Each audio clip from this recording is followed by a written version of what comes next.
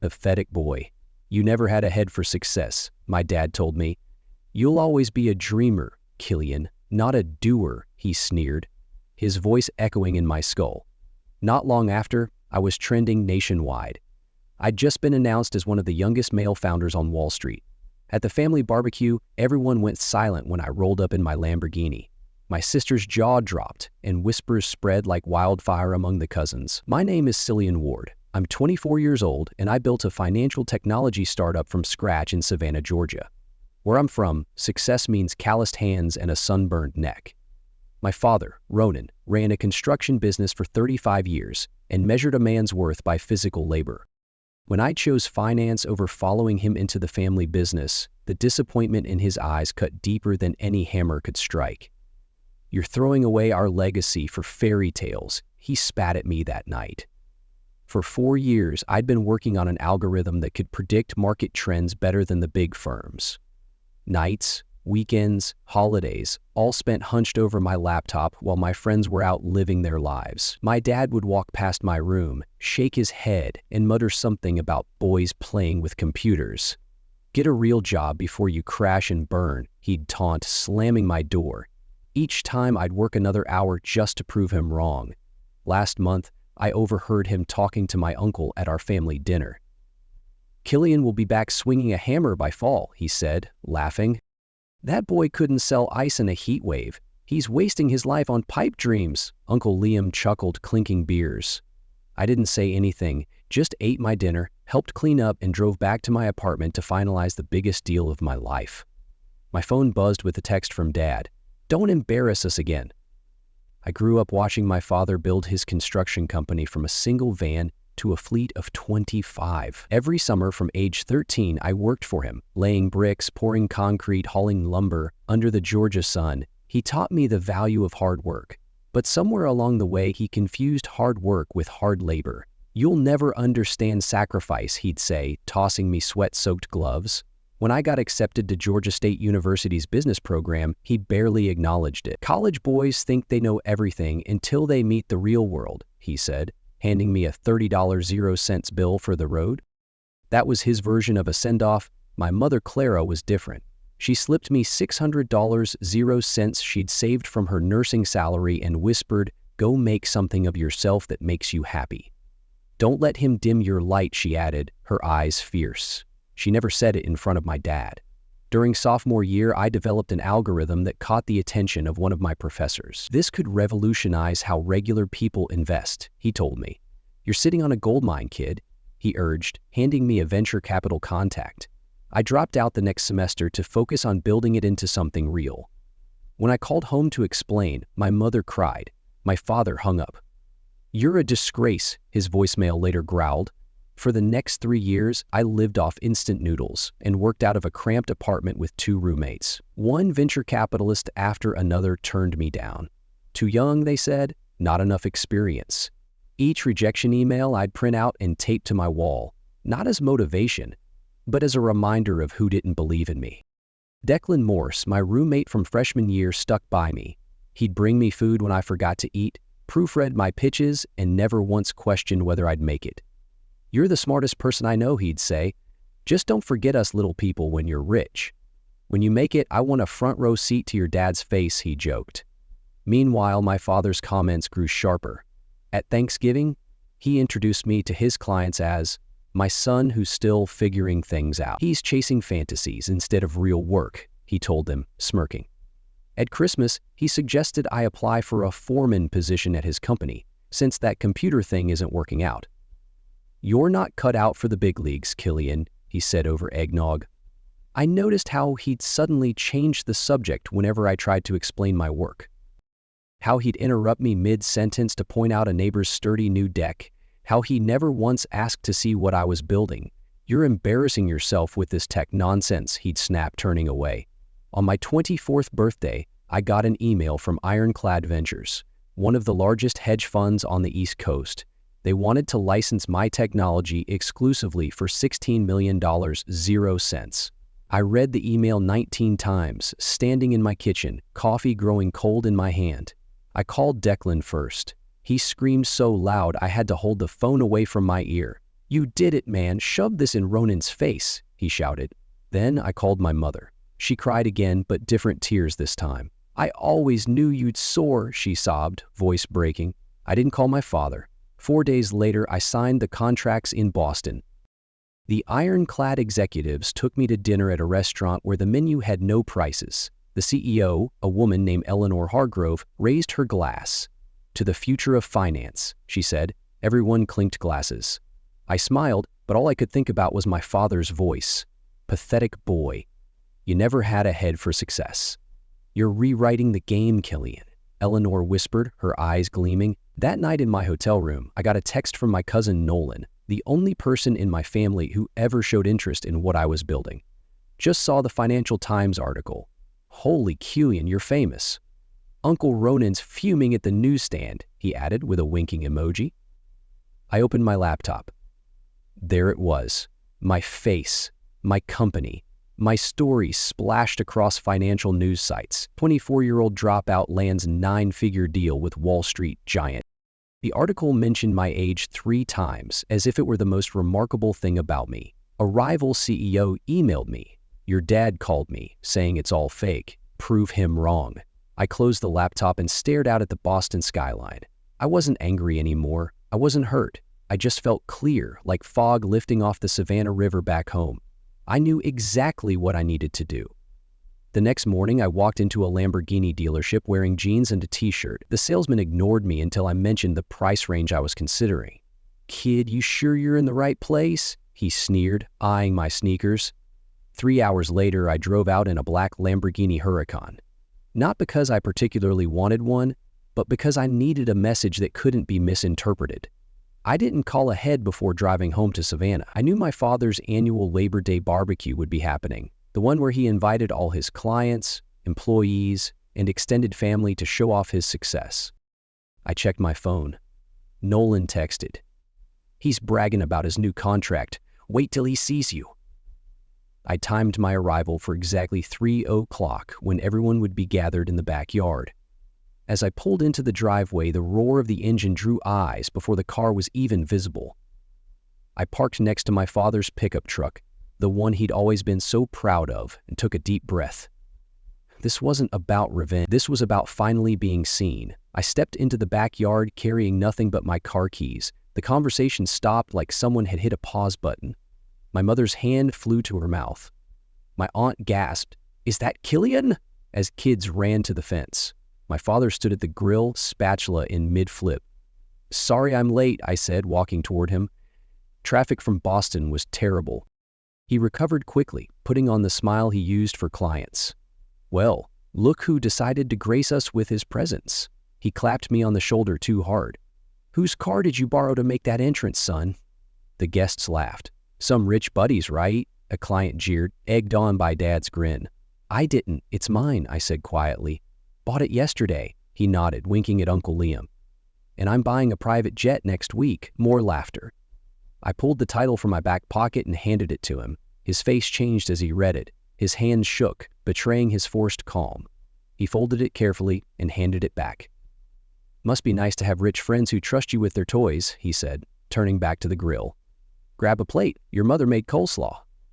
"Don't make a fool of yourself, Killian," he muttered under his breath. Throughout the afternoon, I tried to talk to him. Really talk. Each time he deflected. When I mentioned the deal, he changed the subject to construction contracts. "Let's not bore everyone with your stories," he said, waving me off.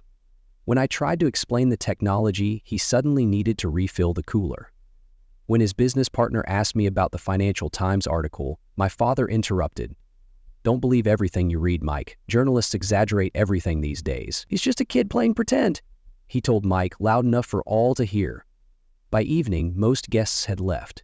I found my father in his office doing paperwork like he always did after hosting. "Dad, we need to talk about what's happening with my company." He didn't look up. "There's nothing to talk about. You got lucky with some computer thing. Don't think this makes you special. You're a fraud and everyone knows it," he snapped, slamming his pen down. $16 million, 0 cents isn't luck," I said, my voice steady. He finally looked at me, eyes narrow. "You know what built this family? 45 years of breaking my back. Not sitting in a room pressing buttons, not making up numbers on a screen. He pointed to a photo on his wall, him at 22, standing next to his first van. That's real work. That's real success. What I built is real too. Is it? He leaned forward. Let me tell you something, Killian. I've seen your type before. Flash-in-the-pan success. You'll blow through that money in a year, and those Wall Street sharks will spit you out when they're done with you. And then where will you be? I didn't answer. You'll be right back here, he continued, begging for a job, and I'll have to explain to everyone why my son couldn't hack it in the real world. You'll crawl back, tail between your legs, he sneered, leaning back. I left his office without another word.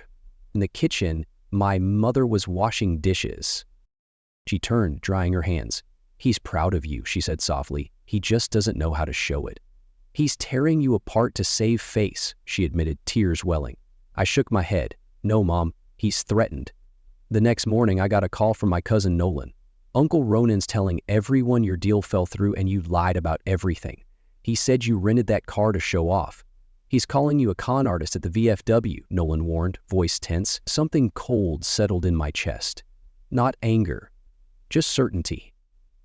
I spent the next week in Savannah staying at a hotel downtown rather than at my parents' house. I met with lawyers, financial advisors, and the team I was building. But in the background, I was hearing things about my father, about me, about my company.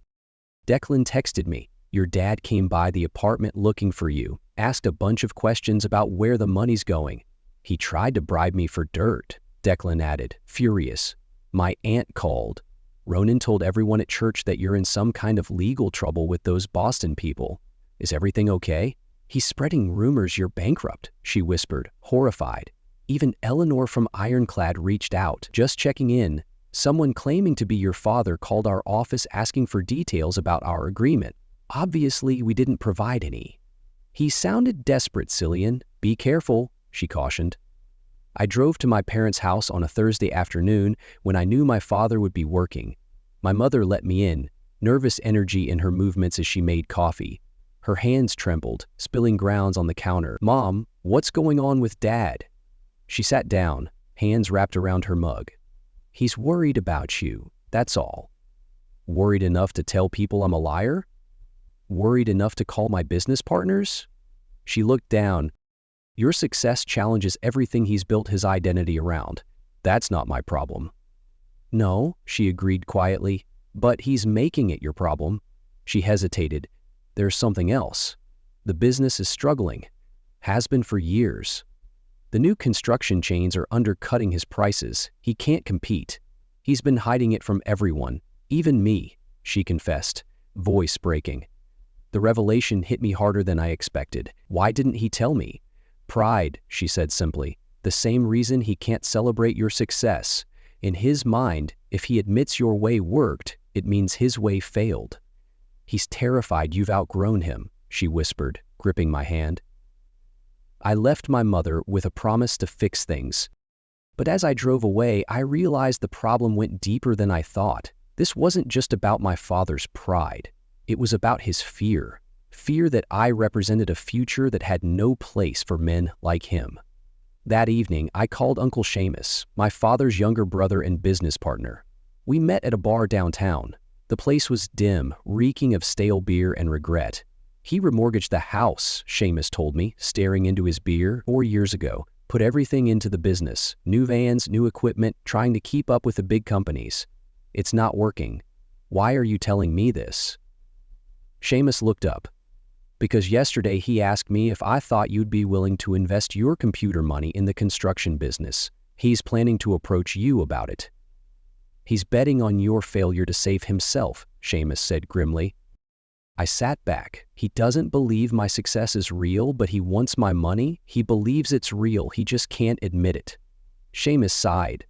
Look, your father is a proud man. He built something from nothing, but the world changed, and he didn't. He's drowning, Killian, and he's dragging you down with him, he warned. On my way home, I drove past my father's business. The lights were still on.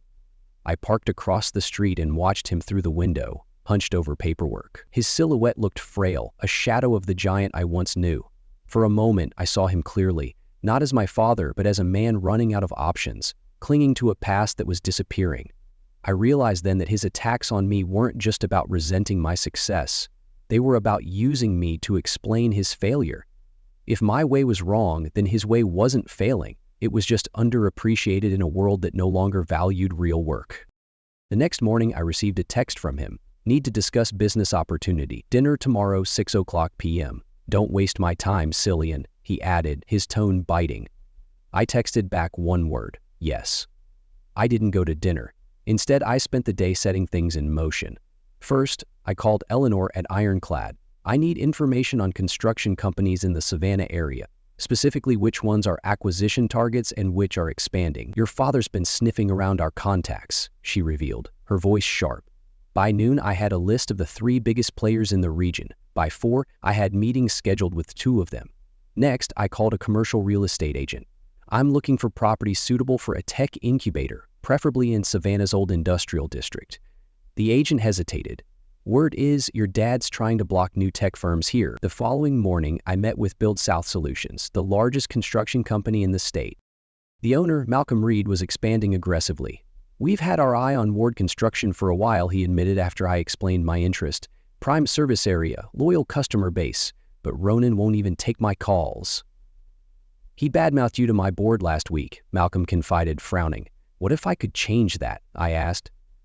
By evening, I had an offer in writing. Bill South would buy my father's company for $1,500,000, 0 cents, twice what it was currently worth on paper, with a 6-year employment contract for my father as a regional manager. His employees would all keep their jobs with improved benefits. I also had a lease signed on a 20,000 square foot warehouse space that I was converting into the headquarters for my new company. I was bringing my operation back to Savannah. I found a graffiti tag on the warehouse door, Killian's a fake.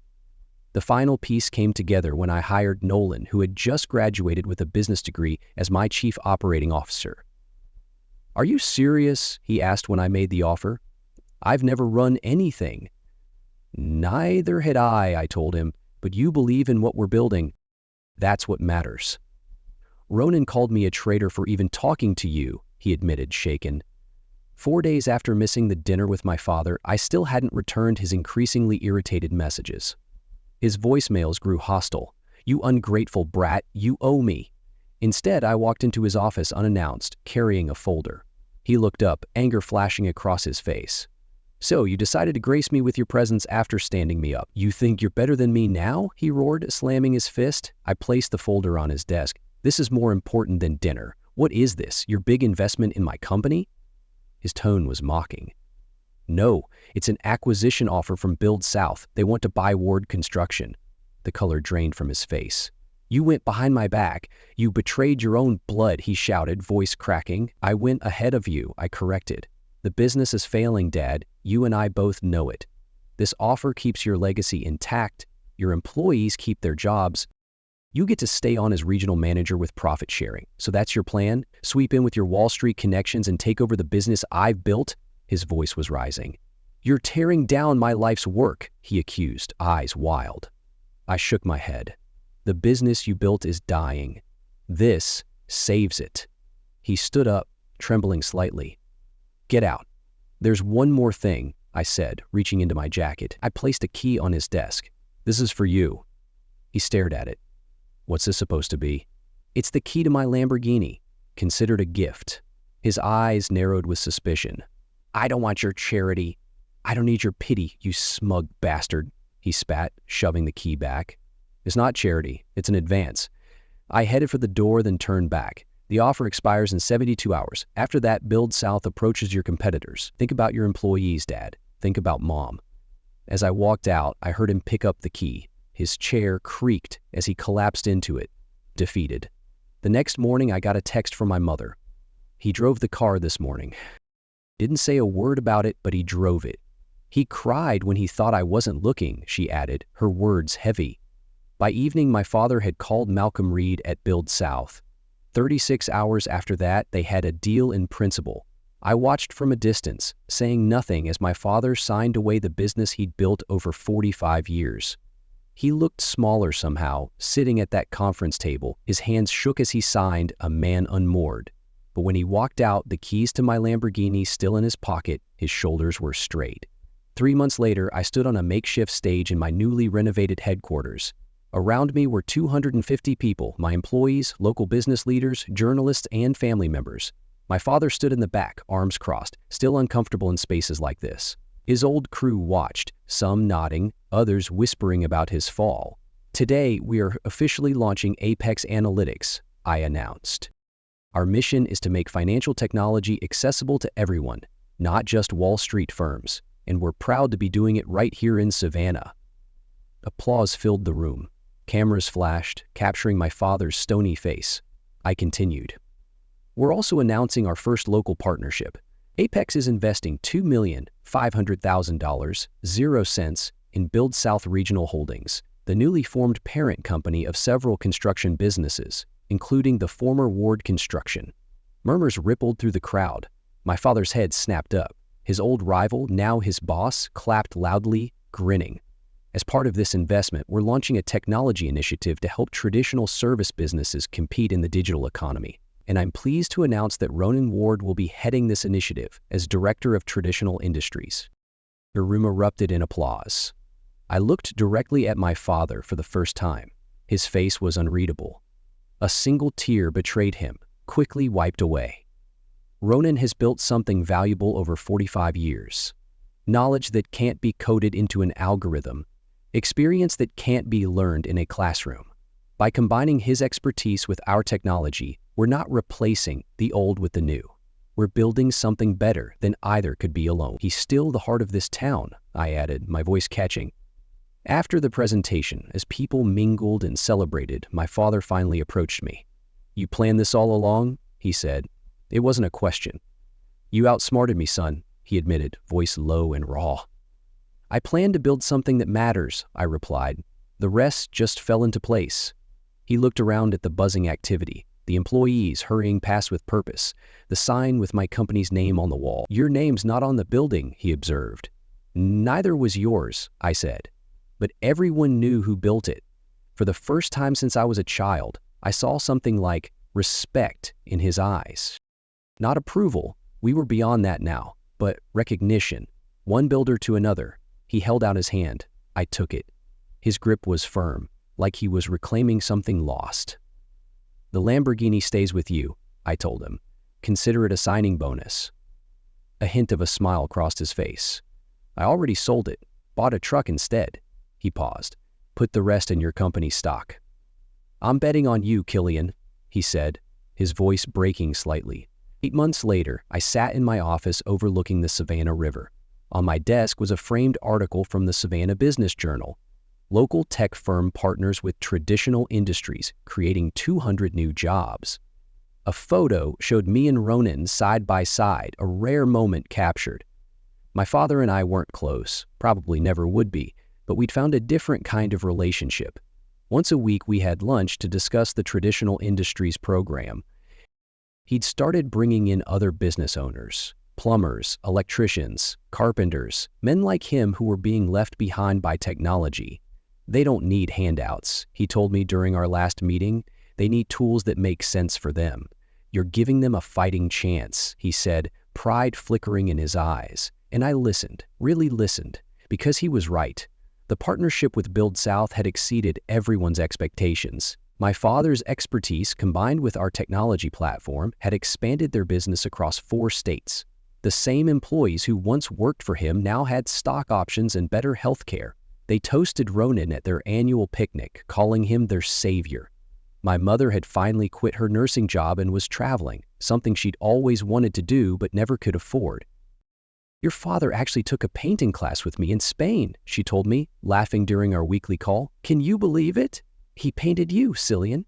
"A boy reaching for the stars," she said softly. Declan had joined the company as our marketing director. Nolan was thriving as COO.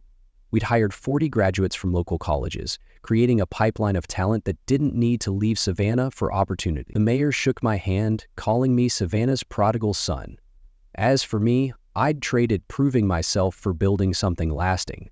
The $16 million 0 cents deal that had once seemed like my entire goal was now just the beginning of a much larger story.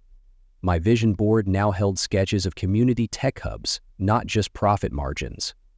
That evening, as I left the office, I passed the wall where we displayed our company values. At the bottom was a new addition suggested by my father during one of our meetings. Remember whose shoulders you stand on. A small plaque beneath it read, "For Ronan, who built first." I walked out to the parking lot where my basic black sedan was parked next to my father's new truck. No luxury cars needed anymore. We both made our points. I found a note on my windshield, "Proud of you, son, Dad." Driving home along the water, I thought about success, how I'd once defined it as proving my father wrong, and how I now saw it as something we were building together, each in our own way. I'd gotten my revenge, but not how I'd imagined, not by humiliating him or taking away what he valued. Instead, by creating a future large enough to include his past, by building something neither of us could have built alone. That night, I dreamed of a Savannah where every kid like me could rise, no matter their father's doubt. That felt like winning, not against him, but for both of us.